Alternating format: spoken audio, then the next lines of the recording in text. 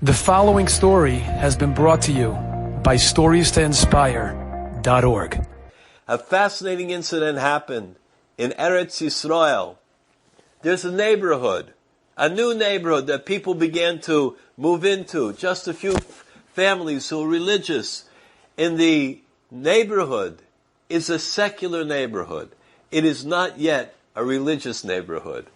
And so they do not have the special porches on all of the apartments that you can build a sukkah in. The reason is because there are people that don't build a sukkah there.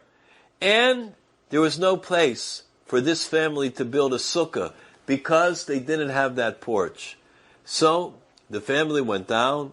There was a corner in front of the building. Nobody ever used that corner. It was always vacant. It was always open. And so the family came, the children came and the father, and they built a beautiful sukkah. And that was going to be the sukkah that they were using. All of a sudden, as soon as they had finished making the sukkah completely, and they put a cover on the top over the schach in case it's going to rain until Sukkot, someone came, one of the neighbors. What's going on? What did you do? Who did you ask permission from? Why did you build the sukkah here? Why are you building this thing here? You're not allowed to. You're taking away a parking space. This is a valuable place. How could you come and just do this? I mean, you do anything you want? You don't think you have to ask anybody? Now, the person to himself thought, nobody used that space. Nobody went near that space. Nobody ever parked there. No one ever cared about it. Now that he finished putting up the sukkah, this guy comes and it's giving him a hard time. So he thought that maybe he should answer him. He thought that maybe he should protest. He thought that maybe he should say, why are you against the sukkah? But he was smart. Kol yamai, all my life I grew up in Chachamim, and I never found nothing better than shtika. He decided he will not answer. Mavel midaisav. Swallow it. Don't worry about it. Before going on, Your Honor. He didn't say a word. He just lowered his head. He could have argued, but he didn't. He told his children, after the man went away, we are moving the sukkah. We're going to take the whole thing down. Abba, lama, why? Why are we taking it down? We just built it up. Just because he said it.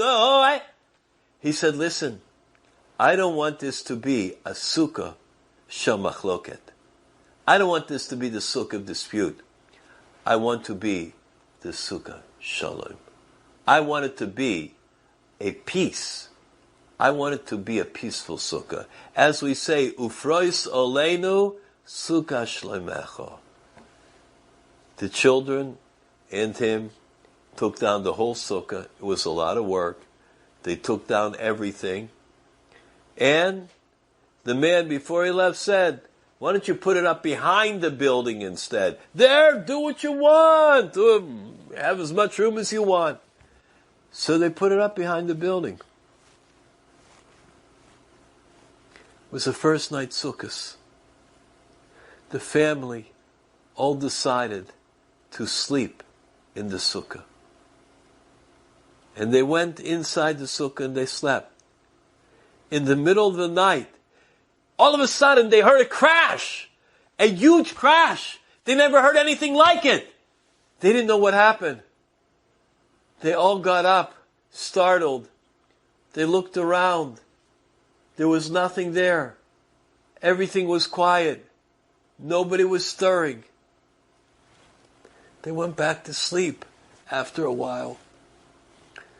The next morning, they went to the front of the building. Exactly, bidiyuk, in the place where they were going to make their sukkah, a part of the construction of the building that was in disrepair fell down. Huge part. Right where their sukkah had been. Chas v'shalom. they didn't make peace. Chas v'shalom, they weren't maver al midaisov. Who knows what would have happened? Who knows what would have been? Casualties or worse. An individual never can tell.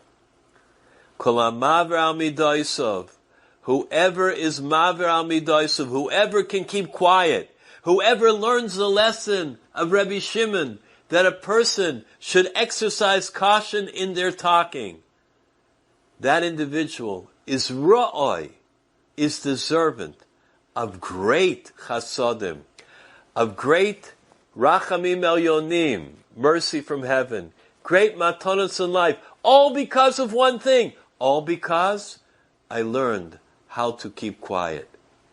We have to learn that lesson in our life, each and every day. There is a time to talk and a time to be silent. Enjoyed this story? Come again. Bring a friend. StoriesToInspire.org